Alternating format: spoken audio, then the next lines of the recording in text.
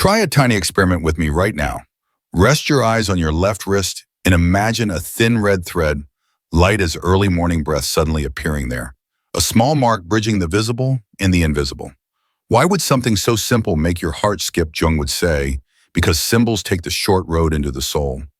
Before the mind can analyze them, they touch us in an ancient tongue, the language of images, dreams, and meaningful coincidences. If you're an American juggling emails, meetings, and bills, life can feel like an endless queue stamped urgent. Yet a single red thread is enough to hush your inner triage for a moment and ask, is something larger happening here? Jung doesn't ask us to believe in magic. He asks us to notice. He called the deepest layer of us, the collective unconscious, a shared sea where archetypal patterns continually rise as symbols. A symbol isn't the answer, it's a door. The left wrist isn't sorcery, it's simply the most visible threshold between arm will strength and hand action making. Placing a sign here is like hanging a tiny bell at the gateway where we touch everyday life. It trembles whenever we're about to repeat an unconscious habit. And red, the color of flowing blood. The working heart awakens the body's old memory. I'm alive, I can choose. Before we go further, let's lay a few Jungian foundation stones so we don't drift into exaggeration. Archetype is a shared pattern, not a rigid mold. It shows up in myths, dreams, art, and in very ordinary choices. Symbol is a living image with layered meaning always larger than our definitions. It carries consciousness toward what we can't yet name. Synchronicity equals meaningful coincidence, not a secret cause. It's a non-causal alignment where an outer event and an inner state point the same way. Wearing a symbol doesn't command the universe. It trains our attention to catch signals we used to miss. This isn't a contest between lab science and lived experience. They work on different floors of the same house. We're not promising mystical power, but a deep attention practice. So life stops being static and starts sounding like a score with a theme. Why the left wrist and why red? Across many traditions, the left side is linked to receptivity, intuition, the yin that balances the yang of doing. Neurobiologically, pattern recognition and feeling don't belong to one hemisphere alone, but symbolic mind doesn't operate like a spreadsheet. It moves like a waking dream. In alchemy, the metaphor Jung used for inner transformation, red corresponds to rubedo, the reddening, the matured phase after negredo, black breakdown, and albedo, white cleansing. If you've ever lived through a crisis and one day realized I'm whole again, not because life is perfect, but because something inward has quietly rounded out, that's a glimpse of rubedo. A red thread doesn't give rubedo. It remembers it for you whenever you're about to forget. And before we romanticize the thread, let's set it in its rightful place. A symbolic practice, not a talisman. In New York or Austin, San Francisco or Nashville, you can wear it not to attract anything from outside, but to keep a promise to yourself every time your eyes brush that red. What matters right now? Mourning, what one small act honors the life in me today? In conflict, what am I really protecting, my ego or the truth? Day's end. What coincidence asked me to pause? You can also start a synchronicity journal, a thin notebook with just 3 lines a day. 1, where the symbol appeared. 2, the context. 3, your personal meaning. Why 3? Because meaning needs a space small enough not to leak away and roomy enough to grow with you. You might be thinking of red threads in love myths, Kabbalah bracelets, Hindu ritual cords, or East Asian rites. They share the color and wrist, but their aims differ. Protection here, destiny there, or a reminder of the sacred elsewhere. Next, we'll walk through 3 cultural frames without mixing them up to see how one symbol can wear many costumes while its inner body stays the same. The timeless human need to feel connected and guided. We'll also keep a sober lens. Attentional bias is always lurking when you care about red. You'll see it everywhere. When you expect coincidences, you'll label everything a sign. Clarity doesn't kill wonder, it makes wonder trustworthy. Back to Jung's voice for a moment. If there's a secret to the red thread, it isn't power in the thread, it's the power of meeting between your waking eye and your dreaming depths. A symbol worn on the body pulls the mind toward the body, the intention toward the present, the attention toward what is happening now. On the left wrist, a small bridge appears: will, action, wish, decision, vague knowing, accountable choice. And when that bridge opens, any meaningful coincidences, if they come, stop being an external spectacle and become a dialogue. You ask less, what is the universe telling me, and more, what is my deeper self asking me to change through this event? To keep this journey safe and practical, hold 3 principles. Gentle, don't force meanings. Finite, give your ritual a time box. 5 to 7 minutes is enough. Boundary, close the practice cleanly, exhale, touch the wrist, whisper enough for today. This isn't therapy and doesn't replace a clinician. It's an attention discipline to reveal the hidden weave in your life's tapestry. You may be surprised when you respect those threads, self-sabotage starts showing itself. The right place, right time moments need less hype because they become legible. You prepared long enough to meet what you needed to meet. One question for you before we continue. If tonight you tied a red thread on your left wrist as a quiet promise to yourself, what would you promise to say no where you need to write 3 honest lines before bed, to stop borrowing someone else's story to hide your own voice? Hold that answer close. It becomes your North Star as we step into the next part. Coming up, 3 stations. 1, the left wrist as an anchor point between intention and action. 2, why red belongs to rubedo in the alchemical journey from darkness to integration. And 3, how to tell meaningful synchronicity from charming randomness and begin your very first synchronicity journal. If the thread is our excuse to pause and listen, what you hear next is what truly matters. Shall we? Lift your left wrist to eye level for a few seconds. Right there between forearm will and palm action sits a tiny bridge. We usually forget a narrow joint, a faint pulse in skin that bruises easily. If a symbol were to remind you of your deeper self every day, this is where it belongs, at the doorway. Every intention must pass through before it becomes a gesture, a signature, a touch on the world. In Jung's view, a symbol isn't decoration. It's a quiet engine of transformation. So when you tie a red thread around the left wrist, you're not casting a spell. You're hanging a very small bell at the door you walk through all the time so that before your hand repeats an old move, it rings. Pause. What does this mean for me today? What might that bell be inviting you to reconsider right now? Why the left wrist? Cross symbolic traditions, the left is the receiving side, the intuitive, the yin, a subtle counterweight to the right's impulse to act. We don't need to force this into hard neuroscience. Symbolic mind works more like waking dream than spreadsheet. The point is function, choose the receiving side to prioritize listening before doing. And because the left wrist is easy to see and touch, it becomes a courteous pause button between inner urge and outer habit. Don't assign it superpowers, treat it as an attention switch. Anyone who has practiced mindfulness knows change the quality of attention and life's texture quietly follows. When your bell rings, can you give yourself one clean breath before responding? Let's make it practical for a busy American life. Instead of an elaborate ritual, use a 60-90 second micro-rite that fits any situation and actually moves the needle. When the red bell rings, do 4 steps. 1, exhale longer than you inhale. 2, lightly touch the thread. Touch makes meaning embodied. 3, ask one question. What matters most right now? 4, choose one small congruent action. I'll reply this afternoon, delay 15 minutes, or simply write the real request. Don't chase enlightenment. Expect tiny course corrections.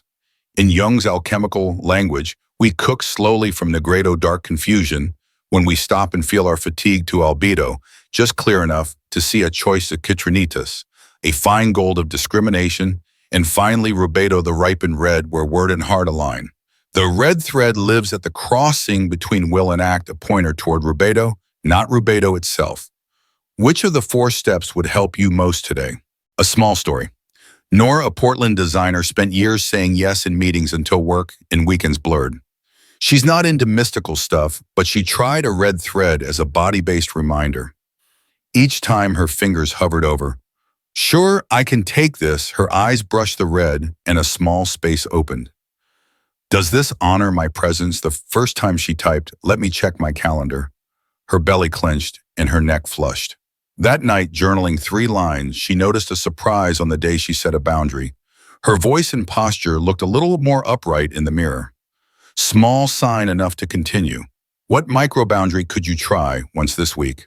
Important correction, don't confuse symbol with talisman. The The red thread doesn't push your life forward. It pulls your attention back. Ordered attention gives both the personal and collective unconscious, where archetypes move room to whisper.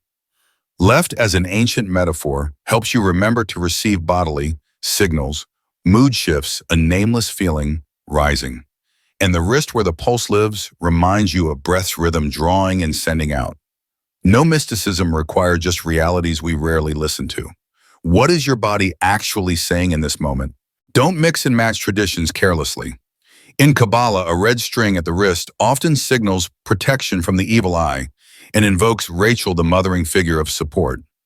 In East Asian folklore, the red thread is an image of destined connection. In Hindu rites, a wrist thread can mark vows and ethical intention. Different cultural garments, one human body, the need for protection, connection, and support from something larger than ego. When you tie the thread, you are not borrowing an entire tradition. You're borrowing the symbolic function, a visible promise you can keep. Which meaning feels ethically right for you? A heads up about attention bias.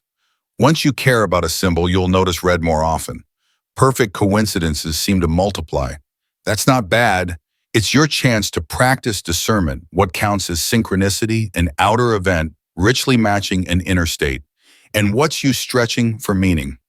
Use it a 3-line synchronicity log. 1 event, symbol, objective. 2, inner context, subjective.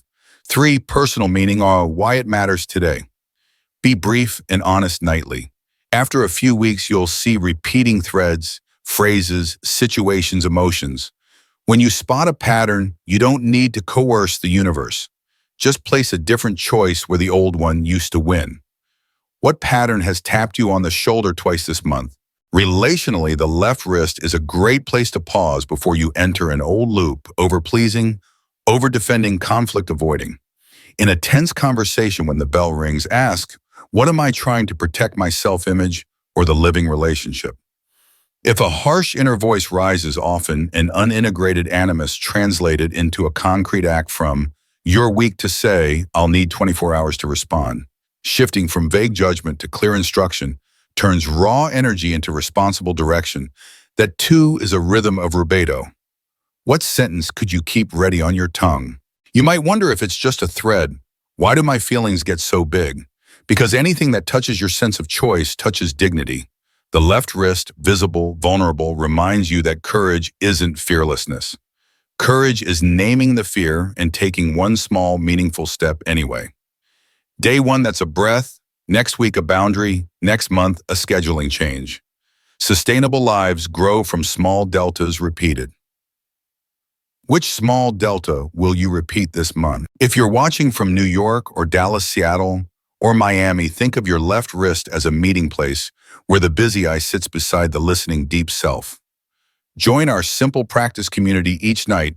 Post your 3-line synchronicity log. No private details, just the structure. Read one commenter and leave a word of encouragement. No gurus here, only people learning to converse with life in the language of meaning.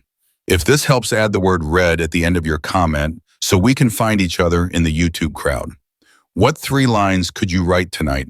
Next up, we'll go deeper into the color red, not as mere aesthetic, but as a stage in Jung's inner alchemy.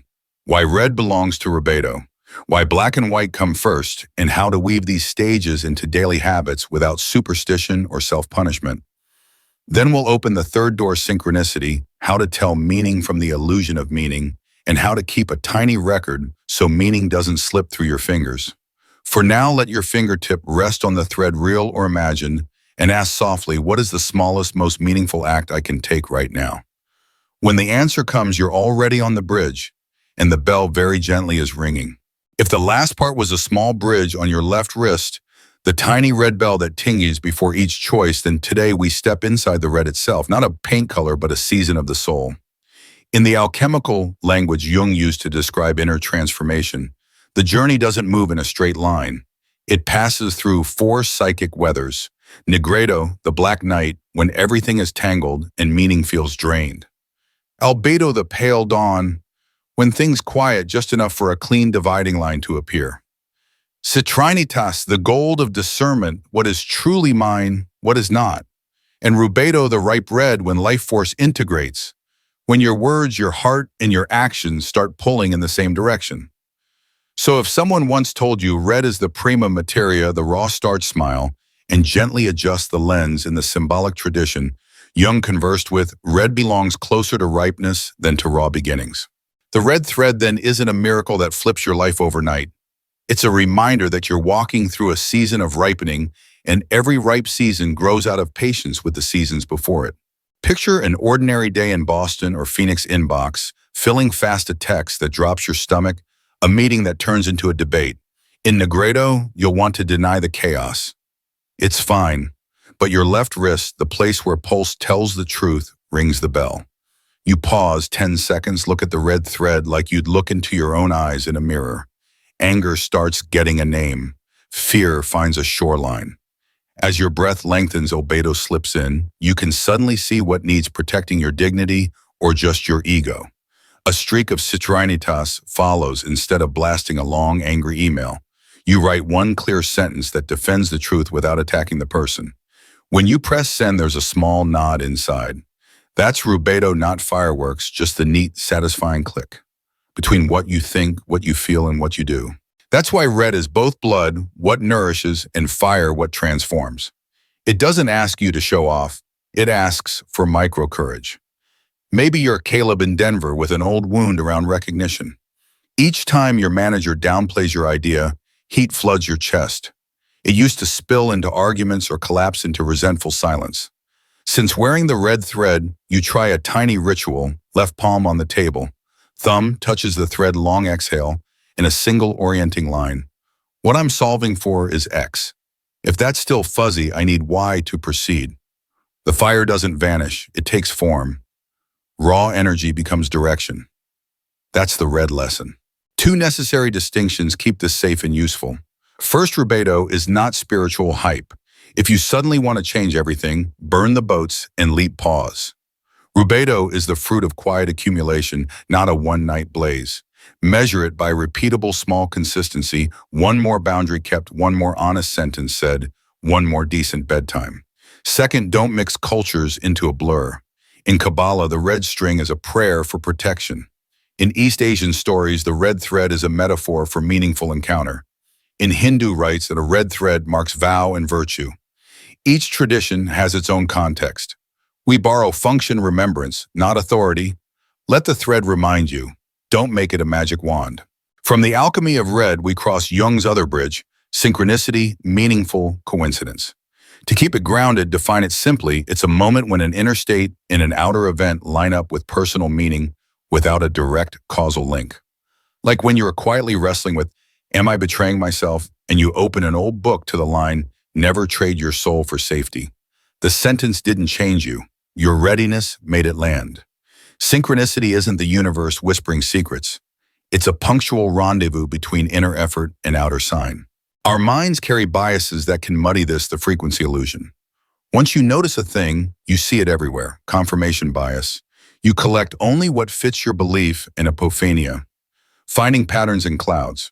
So how do you keep synchronicity from slipping into fantasy? Run it through 4 cool questions before you elevate it. Is the outside event objective and verifiable? What was my inner state described plainly? No gloss, no drama. What small, responsible action does this suggest one you can do without jumping into a dramatic decision? If I strip away the red glow, does the meaning still stand on ethical legs? Now practice builds muscle. Here's a 30-day frame each night. Write 3 lines. Event, state, meaning. Each week, summarize 3 items of repeating images, words, places, people. B, repeating feelings, anger, shame, hope. C, 1 tiny decision for the coming week. Add a 0-2 scale forfeit. 0 equals interesting but irrelevant. 1 else faint link. 2 else hits the central concern. The goal isn't to hoard magic points, it's to train discrimination. Next time you'll rush less to assign meaning, and you'll also miss fewer signals worth heeding. Meet Lena in Chicago. After a breakup, she believed the universe is closing every door. The red thread started as a simple experiment. Week 1, her journal brimmed with small red sightings, billboards, shirts, a car parked out front, but most got 0 on the scale, no real link. In week 2, she wrote, I'm afraid of my own anger. That same day, a podcast said anger is a gatekeeper, ask what it guards. She marked it 2 and took one tiny action, a polite, firm email declining an unfair ask. That night, she cried a clean, relieving cry. No miracle, just quiet rubedo when words and heart finally align. The story doesn't prove the universe sent a sign. It shows that honesty has its own field. I want this to be a community path, not a solo project. In the comments, share your 3-line synchronicity log, leave out sensitive details, and add red or at the end so we can find each other. Read at least one other comment and leave a kind, concrete response. Thanks for writing this honestly, or I've felt that too. Here's one small action that helped me. When others write, they warm your courage. When you write, you warm theirs. A healthy Jungian community isn't a chorus of sacred proclamations. It's a circle of small, responsible, repeated actions. Before we close, a gentle cultural practice for thread wearers. Before you tie it, pause. 60 seconds to whisper. Thank you to the traditions that held this symbol long before us. State your intention in your language. I wear this to remember my boundary, or to ask for meaning before I react, or to mark a quiet beginning. When you remove it, close with enough for today. Finish the rite like shutting a door softly, not leaving it wedged open forever. Let's pivot toward relationships, the truest testing ground for symbols. Jung named anima/animus as inner feminine, masculine principles, eros feeling relation, and logos discernment direction. Unintegrated, they become projections. I cast you as savior or betrayer and make you carry what I haven't owned. A red thread without awareness can turn into a drama string. Every vibration becomes a sign. In Jung's tone, every signal is invited through discernment. Is this my need or our shared need? Is this my shadow fear of abandonment, urge to control, or the quiet truth asking to be spoken? Ashley in Austin feels heat on her wrist each time a message gets left unseen. It used to explode into narratives. He's playing power games and then a fight.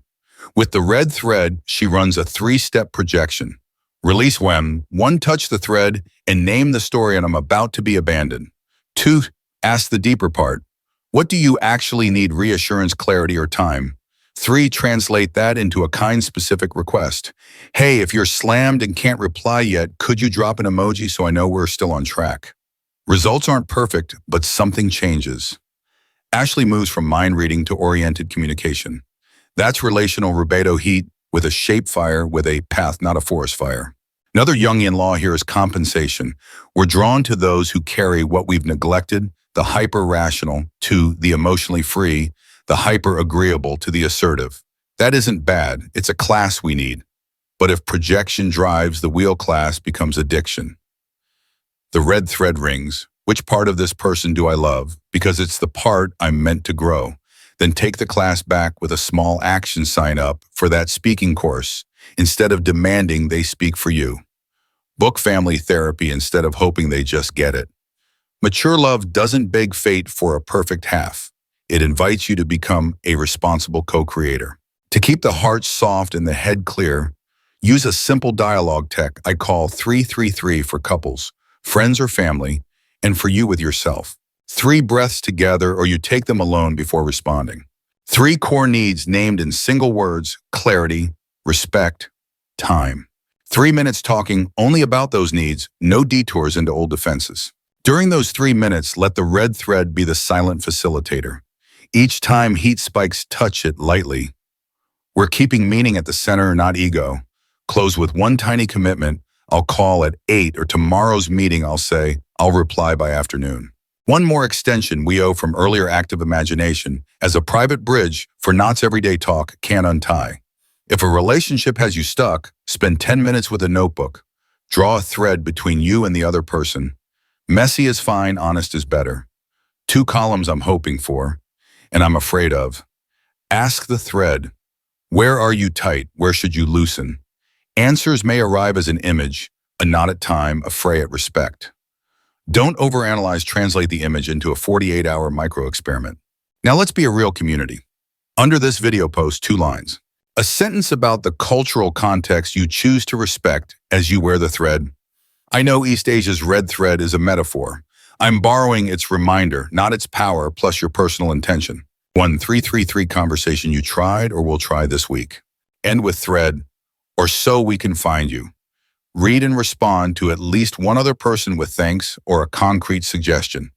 We're not building a cult, we're building a discipline of attention together.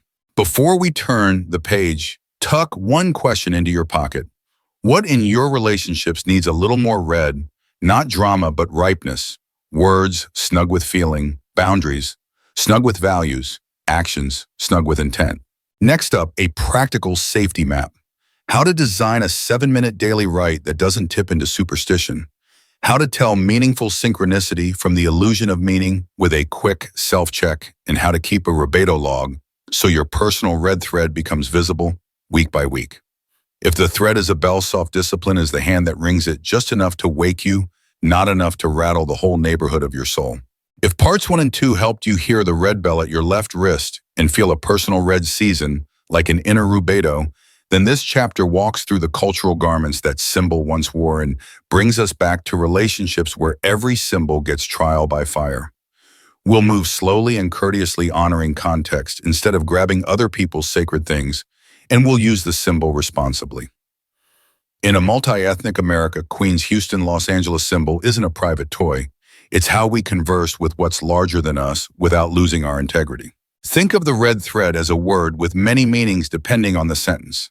In Kabbalah, a red string at the wrist accompanies prayer and protection, an answer to the evil eye and human fragility. Across East Asia, the red thread is a metaphor for destiny. In love, it doesn't summon a specific person. It hints that some meetings carry weight beyond calculation. In Hindu rites, the sacred thread marks intention and ethical commitment. 3 garments, 3 functions: protect, connect, initiate. If you're an American in Seattle or Miami, and you choose to wear a red thread, borrow the function, not the authority. You don't have to claim a tradition to live meaningfully. You only need a clear intention. I wear this to remember my boundaries or to seek meaning before reacting or to mark a new beginning. A pledge we still owe from part 1. Keep the line bright between symbol, the unconscious, speaking in images and power claims, promising miracles or hijacking culture. The symbol is the door. You, not the thread, must walk through it. So instead of chasing supernatural guarantees, practice a tiny respect ritual. Before tying the thread, take 60 seconds to silently say thank you to the traditions that carry this symbol.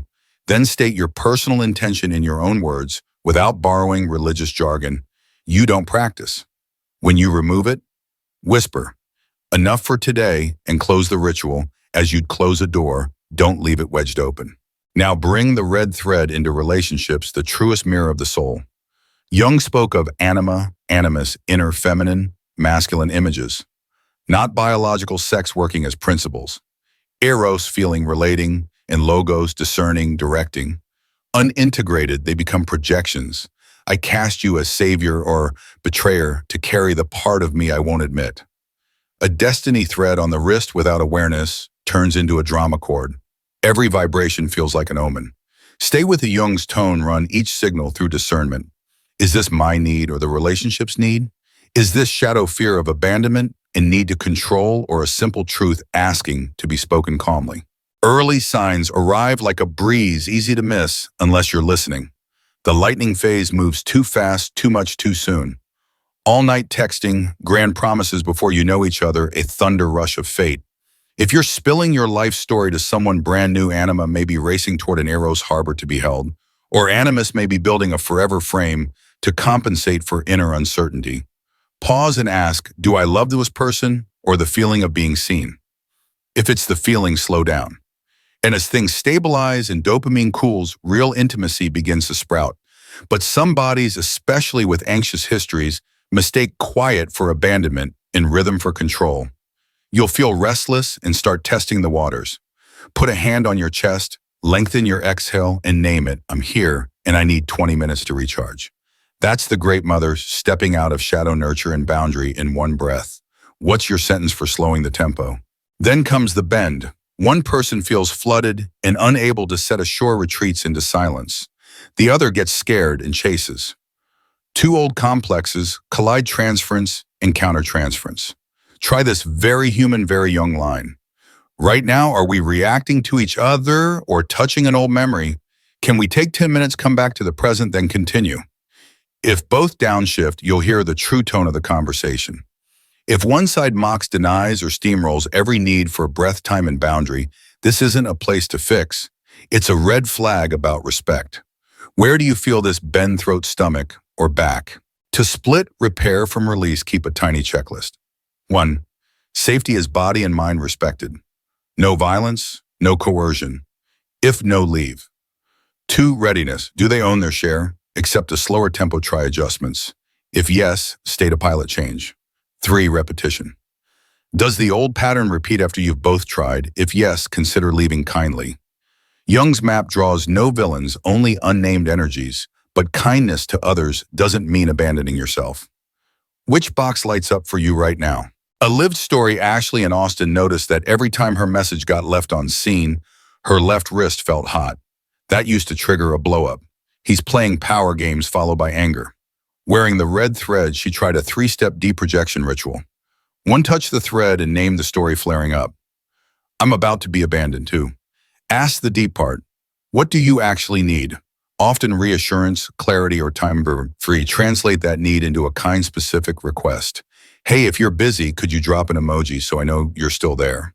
Not perfect every time, but one thing changed. She moved from mind reading to directed communication. That's rubedo in relationship, fire shaped into heat, not wildfire. Another quiet law in Jung's map is compensation.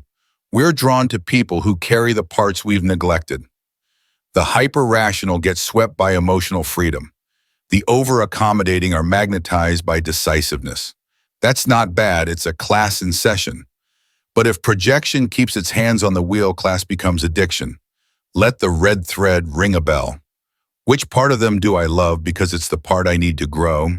Then reclaim the lesson with a small act. Join a speaking group instead of making them speak for you.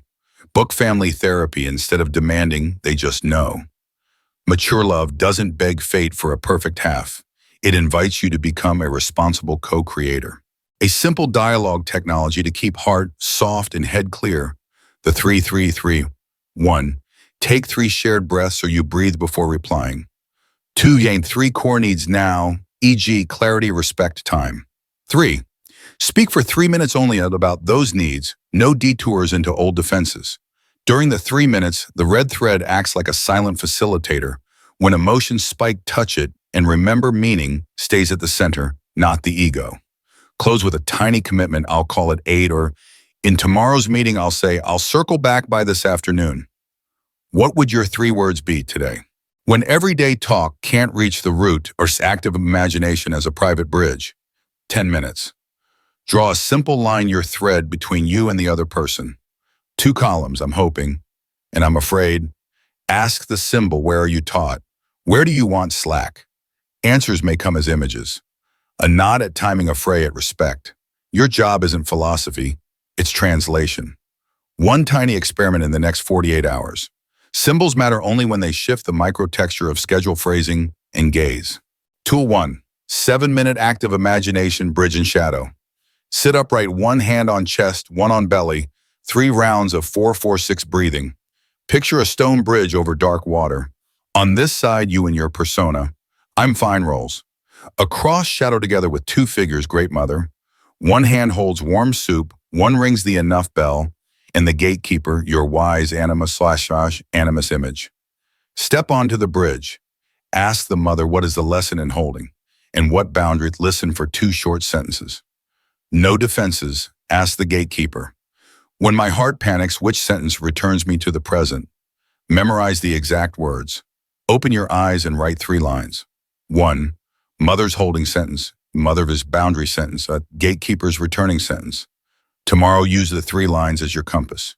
This is Jung's bringing the unconscious into consciousness. Tool 2, 4 boundary scripts, so eros and logos speak in one voice. Style 1, and I want closeness, and I need 30 minutes of quiet after work. Style 2, request plus timing plus limit. Text me 10 minutes ahead if you will be late, otherwise let's move to tomorrow. Style 3, conditional. Yes, I can listen for 15 minutes tonight as long as we don't text after 10 p.m. Style 4, no plus option. No, I'm not going out tonight, I'm free, 9:11 a.m. Tomorrow, practice in the mirror so your face and voice learn the lines. Boundaries aren't cold when your tone carries warmth. Each time you speak one, the great mother in you shifts from tomb to womb. Love is born inside real shores. Which script will you try first? Tool 3, the 5-minute oil lamp ritual. Before any important date or talk, minute 1, breathe 4-4-6 and ask, today, am I choosing the lamp or the lightning? Minute 2, touch a small anchor ring key and whisper your gatekeeper line from tool 1. Minute 3, write 2 lines, my attunement signal will be, and the boundary I'll keep is omorpham. Minute 4, imagine a warm kitchen lamp and let it bathe the conversation ahead. Minute 5, allow a tiny smile, your nervous system sign that you're choosing not being swept away. Then text, open the door, or call. Ordinary is what feeds relationships. One more compass in enantiodromia. The psyche swing to the opposite. Push one pole, say unconditional giving, and the system rebounds, cool withdrawn. Prevention isn't tightening, it's daily microbalance, one small.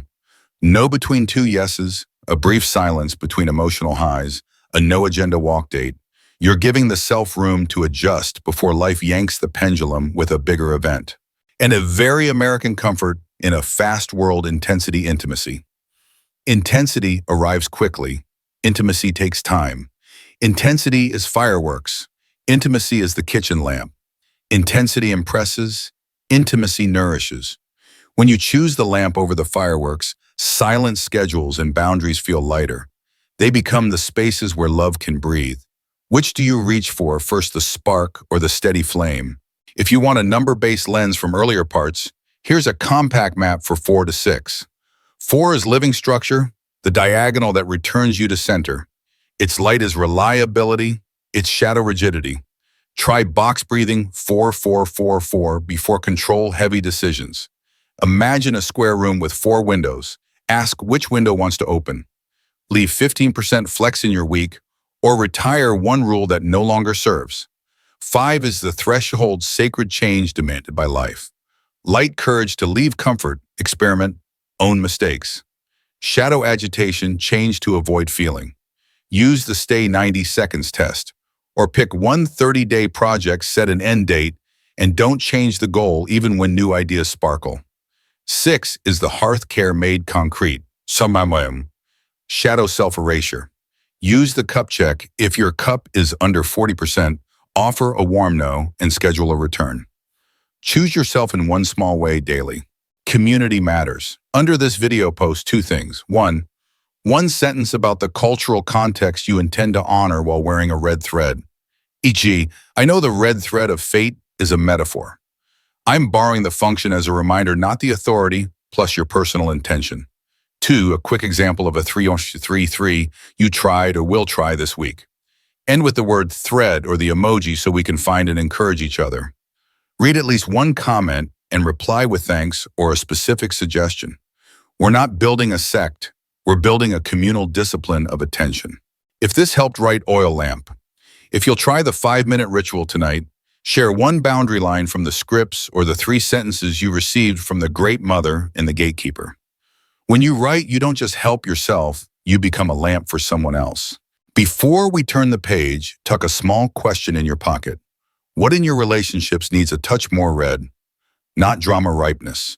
Words that fit feelings, boundaries that fit values, actions that fit intention. Next, we'll build a 7-minute daily practice that avoids superstition, a tiny self-check to tell true synchronicity from the illusion of meaning, and a libido journal so you can watch your own red thread appear. If the thread is a bell, soft discipline is the hand that lifts it at the right time. And beyond that, the quiet destination of all this movement, the inner marriage. Jung called wholeness a union of opposites, softness with boundary, intuition, with action, inner feminine with inner masculine. When that union happens, you don't need to carry a manifesto, you become one. We'll cross that threshold with a short story, a 3-breath practice, and a Sunday mandala. No fireworks, just a lamp. Sometimes a warm kitchen lamp changes the climate of the whole house. Think of this section as a small laboratory where symbols step down from the altar and enter the rhythm of daily life.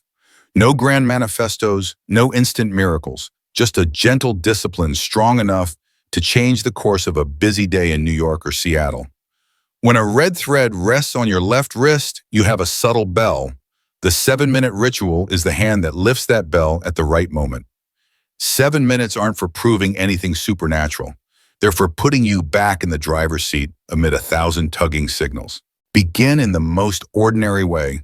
Silence your phone for 7 minutes. Sit upright on a kitchen chair or the edge of your bed. Plant your feet so your body remembers it is safe. Bring your left wrist into view close enough to see the red thread like a tiny exclamation point. Inhale gently, exhale longer. That alone begins to downshift the nervous system. Now ask yourself one short, honest question, the kind you can't lie to. What matters most to me right now? Don't pretty it up. If the answer is sleep enough, call my mom back, or stop being snarky with my partner, let it arrive naked. Then nail the answer to earth with a micro action you can do within 24 hours. 10-minute call, 2-sentence email, a simple apology. When the left hand faintly rings the bell, the right hand writes words it can be accountable to. To keep this ritual from drifting into superstition or self-pressure, we'll add 2 guardrails. Guardrail 1, distinguish symbol from magical entitlement. A symbol is a doorway. Whether you walk through is your freedom. The red thread doesn't attract people or events. It gathers attention, and attention shapes choice. Guardrail 2, name the biases that can make you drunk on meaning. When you care about red, the frequency illusion will show you red everywhere. When you want a sign confirmation bias, will hurry to collect evidence. That's not a moral failure, it's how minds work. So before you declare a coincidence, a synchronicity, pass it through 4 cool questions. Is the event objectively notable? What's my internal state? What's the small, responsible action? If I remove the red, does the meaning still stand? If it passes, mark it as a 2 in your notebook. If not, it's a 0 or a 1. The 0-2 scale isn't about points, it trains the muscle of discrimination, a quality Jung always insisted on. Now let's slow cook the 7 minutes like a warm meal. Minute 1, tell your body it's safe with longer exhales. Minute 2, look at the thread as a pause symbol. Minute 3, ask your one short question. Minute 4, listen for an image or keyword from depth, a color, a door, a road. Minute off, translate the image into a measurable micro action. Minutes, imagine yourself doing it at a specific hour today. Minute at close with a small sentence, enough for today. Then jot 3 lines, event state. Meaning, do this at an office chair in Austin or in your car in San Diego, parked anywhere you can guard 7 quiet minutes. Life won't always offer calm mornings. Some days anger pounds your chest like war drums. Some days sorrow floods the shore. For those days, use a safety map if painful memories arise. Stay with the body name. 5 things you see. 4, you can touch. 3 sounds. 2 smells. 1 taste. Then schedule any active imagination for a time with professional support. This video is psychoeducation, not therapy. Courage is not always go deeper now. Sometimes courage is stopping at the right threshold. To keep 7 minutes from floating alone, give it a weekly pulse. On Sunday, review the 6 or 7 pages you wrote. Look for 3 things: a repeating motif, a word, a figure, a situation, a repeating feeling, tone, shame, envy, hope, and 1 micro decision for the coming week. If boundary shows up 3 times, then next week's micro decision might be decline. 1 invitation kindly, or reply to email after 24 hours instead of instantly. That's how rubedo matures, not in fireworks, but in those small clicks where intention and action meet. A subtle addition to keep the Jung voice honest is animus hygiene, turning the inner critic's bark into clear direction. You'll hear an unintegrated animus when your inner talk uses absolutes, always, never, useless. Each time the red bell rings, translate the verdict into a present tense request. You can verify, block 90 minutes for the draft. Speak 1 short sentence, no defending. Lights out by 11 p.m. From punishment to leadership. From vague to testable, that's how red fire takes form. And if you share a home with a roommate in Chicago or a partner in Atlanta, place the red thread where both can see it, a shared reminder. This house prioritizes meaning over reflex. So we're not walking alone, I'm inviting community practice. In the comments, post a tiny 7117 words for today's intention. Exactly 7, it forces clarity. 1 sentence naming your chosen micro action. 1 sentence noting your 0-2 score from today's synchronicity check. End with the word rubedo or a, so we recognize each other. Then read at least one other comment and leave a kind, non-preaching reply. Thank you for your honesty, or I'll try your timer idea. Communities aren't built by shouted truths, but by patient whispers. A small story to give these 7 minutes a face. Miguel in San Jose. A software engineer was trapped in the spiral of perfection. Week 1, he logged charming coincidences.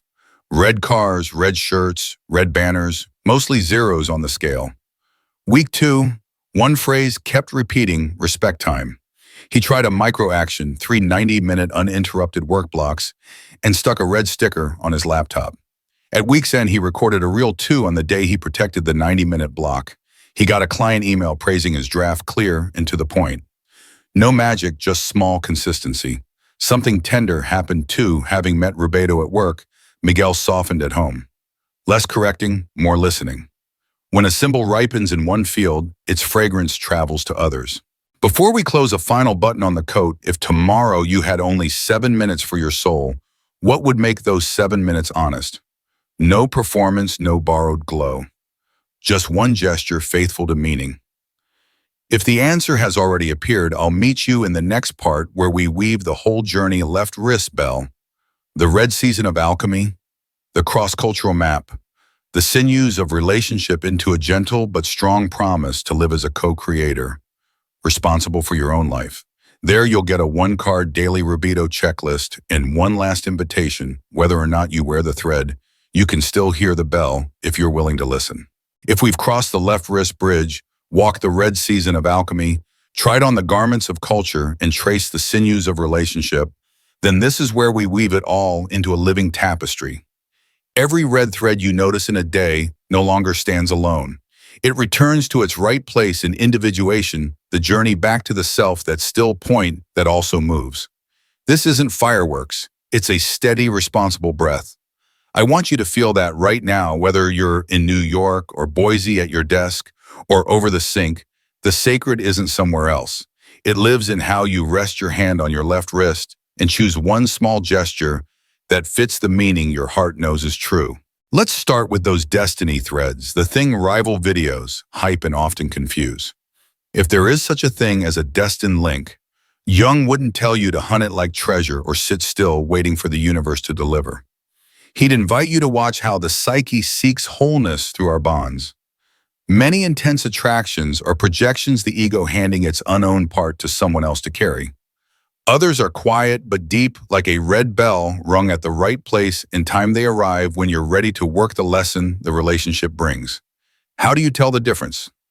Ask your body first, which pole sets your nervous system blaring like a fire alarm, and which offers enough stillness that you can tell the truth and keep a boundary. The head loves drama, the self loves consistency.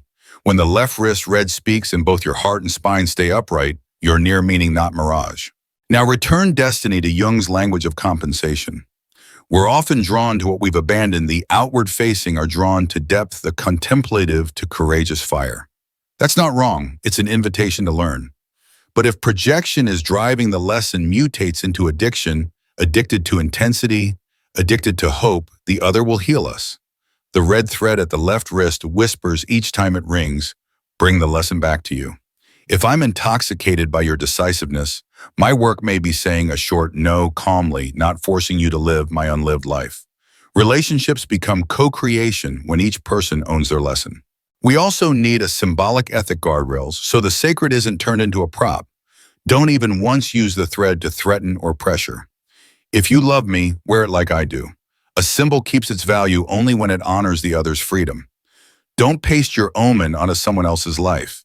Keep it in your 3-line journal and let your actions, not declarations, speak. And if you borrow a cultural garment, Kabbalah, the red thread of folklore. A Vedic rite, remember you're borrowing the reminder, not the authority. That respect makes the red bell sound clean because it strikes the metal of integrity. As promised, here's your daily Rubedo checklist, not to obey by rote, but to carry like a gentle card in your wallet. Morning, touch the left wrist and ask, what is the meaning today? Answer in 7 words to force clarity.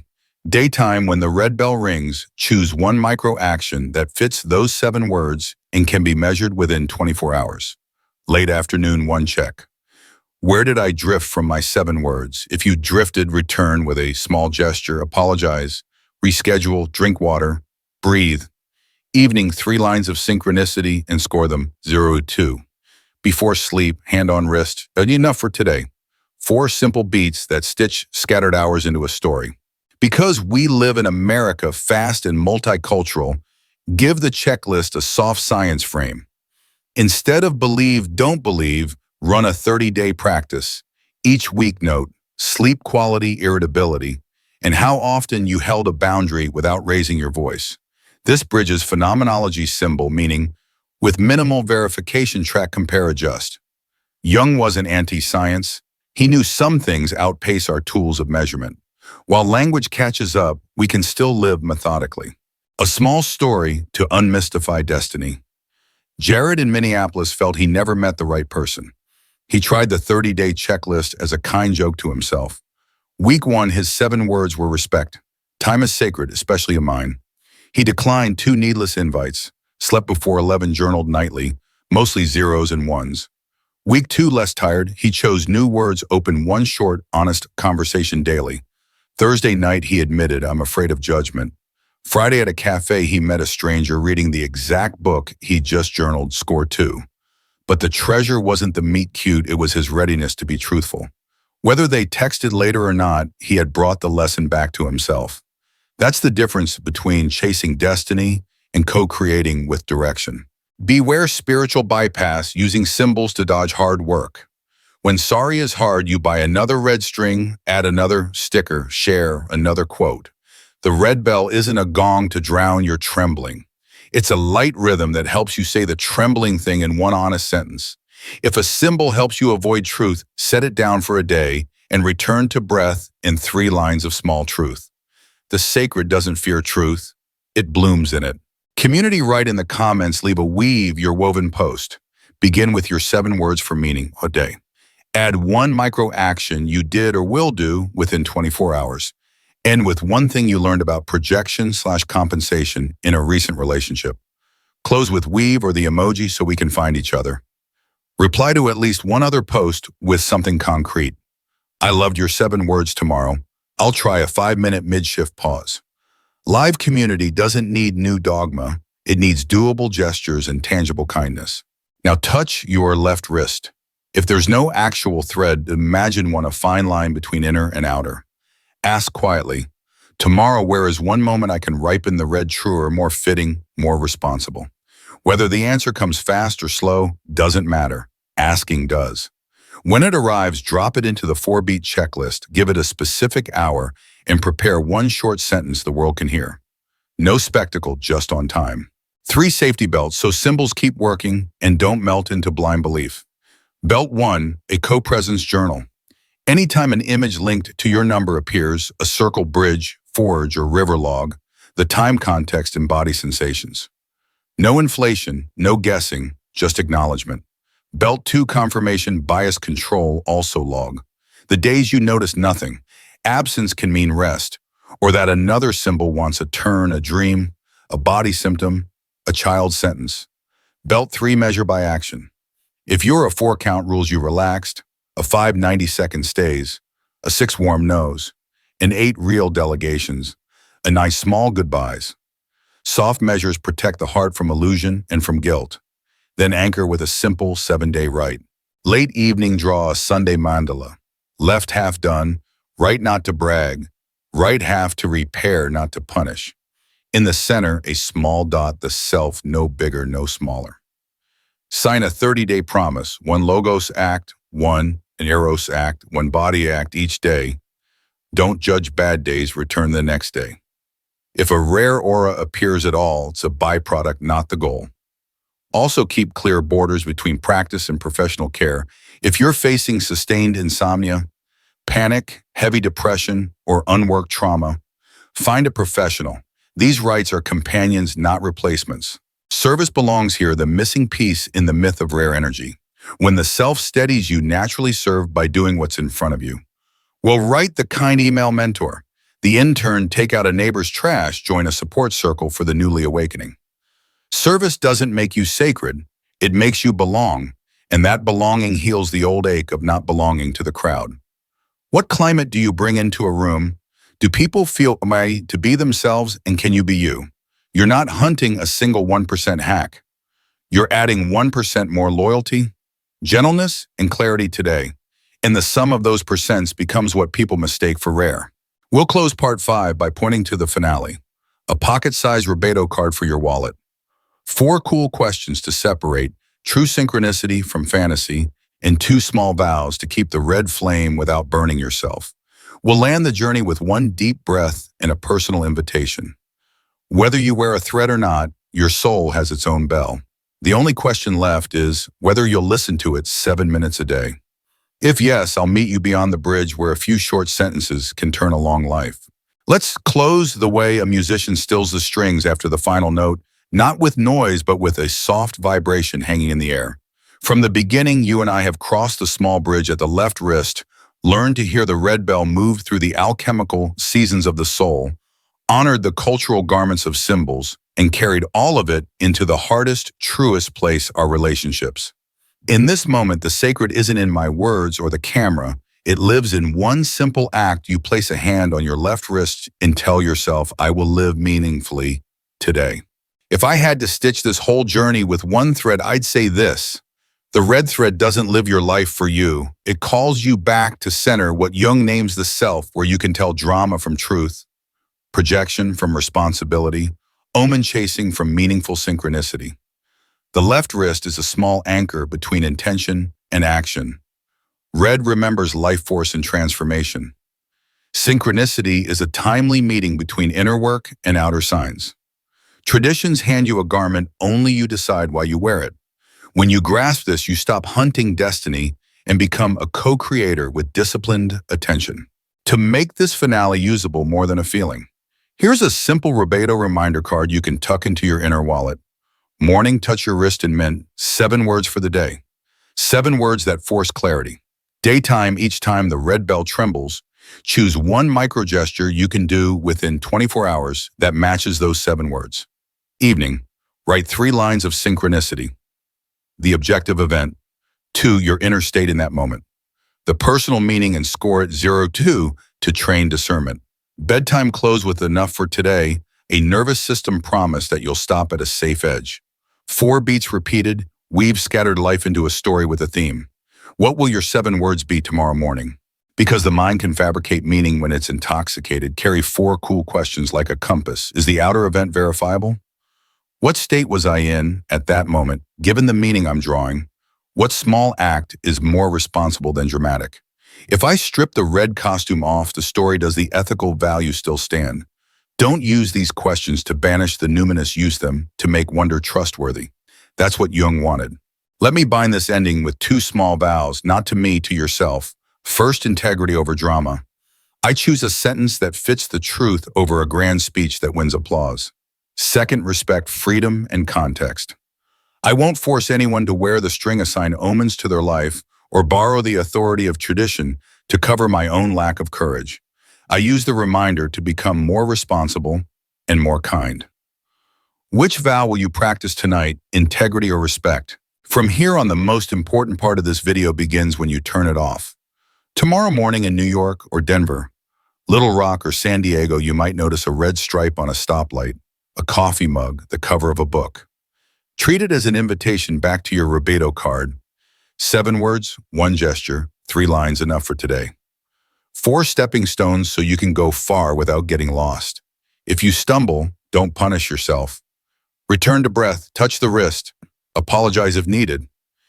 Begin again. Rubedo doesn't demand perfection, it asks for fidelity. What will enough for today look like for you? I don't know where your synchronicities will lead, a meeting, a career decision, or simply the warmth of hearing your own honest voice. I do know this: if you train attention and put meaning before reflex, with or without the thread, you'll hear the soul's private bell. As more of us practice, a small community of responsible gestures appears, a warm red network that doesn't tighten around anyone. It just reminds us to ripen. What responsible gesture will you add to the network this week? So here's my invitation. Leave a comment as your starting marker. Write your 7 meaning for today words Add one micro action you'll take within 24 hours and name one thing you learned about projection/compensation in a recent relationship. Sign with or so, we recognize one another, and read at least one other comment to leave a kind line. If this touched you, subscribe and turn on notifications, not to chase an algorithm, but to meet for 7 minutes each week for the soul. If a friend came to mind, send the video. Who knows, today might be their 2-point synchronicity. What 7 words are you posting? To make the ending stick, carry a short inner password. Red bell, 7 minutes, 3 lines enough for today. As it becomes habit, you'll carry fewer grand declarations and more small truths. You'll still forget or wander, but one touch of the wrist and you'll remember the way home. Amid traffic and phone alerts, you can still hear a very quiet sound, the sound of a human being living by meaning. What's your password line tonight? Thank you for coming this far. I won't wish you luck, I wish you small consistency. Luck comes and goes. Consistency quietly opens the door where the marvels were already waiting. See you in the next video, where we keep turning beautiful symbols into responsible actions. Until then, let the red bell ring just enough to wake you, not enough to rattle the whole neighborhood of your soul. And remember to comment 7 words. One gesture, 3 lines enough for today. Before we part, here's a simple evening ritual like switching on a warm kitchen light. Sit tall with soft shoulders. Inhale. 4, hold 2. Exhale 6. Place a hand on your sternum and whisper, I choose to live honestly, not perfectly. Open your notebook, 1 page. Write 3 lines. How was I faithful to myself today? What boundary do I need? What small kindness will I offer? Each weekend, draw a small round mandala, not pretty, just honest, and notice how light and shadow have shifted. Then make a 30-day promise. 1. Logos act, clarity. 1. Eros act, nourishment. And 1 for the body, walk, sleep, water daily. Life will grade you with 5 soft signs, kinder with small mistakes, clearer boundaries without sharp edges, fewer explanations. Time feels wider at crucial moments, faster repair after a misstep. If 3 of 5 nod yes, you're on rhythm. What 3 lines will you write tonight? A safety card for the inside of your cupboard. Don't confuse sensitivity with post-trauma hypervigilance. If your body goes cold, rigid, prickly, your nervous system is sounding the alarm. Choose safety first at Watiman. Sunlight, call a friend, and when needed, a professional. Nothing here replaces therapy. These practices are gentle companions for walking with the unconscious in order. What's your first safety move when the spike rises? 2 living clarifications before we end. First, hunger isn't the enemy, it's a bell. Exiled to shadow it buys fireworks. Invited into a warm kitchen, it becomes discernment, helping you tell real food from flavoring. That's when the great mother in you stops being a tomb and returns to being a womb. What is your hunger actually asking for? Second, if the other person won't walk this path, dignity remains in staying or leaving. Staying is one daily step toward the lamp.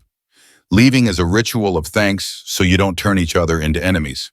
Either way, you stop giving your life to someone else's fireworks and become keeper of the lamp in your own house. What would dignity look like in your next choice? Hold 2 images, the ocean and the bridge. The ocean is the unconscious, nutrient-rich, not a devouring abyss. The bridge is conscious choice every 4-4-6 breath, every warm boundary, every oil lamp minute before a hard conversation lays another stone. The crown at the far end isn't for anyone else. It's a vow you set upon your own head to tend your needs and your limits as 2 halves of the same love. When the self sits in the middle, the forces in you stop wrestling. Eros and Logos begin to dance. Which stone will you lay today? I love ending with an ordinary picture, a late-night American kitchen, sink-clean kettle, murmuring warm light, pooling on wood. No fireworks, just a lamp. Here, you don't have to perform, win, or be called rare. You wash a cup, fold a towel, write 3 lines, and know you've stayed faithful a little more. That's how the self remains. That's how climates change. Tomorrow when you enter a room, conference, classroom, corner store, the air shifts a beat and no one knows why. Some call it aura. I call it living truth. What 3 lines will you write before bed? One last image for the road you're driving, a night highway, dark on both sides, a breathing city ahead. The stars hold still. The road moves. So does your life symbol stay in place so you have a point of reference. You move so your life can take shape. Each time you pause, half a beat, touch your chest, and choose one small step from center, a new star lights up on your private map. Which star did you light today?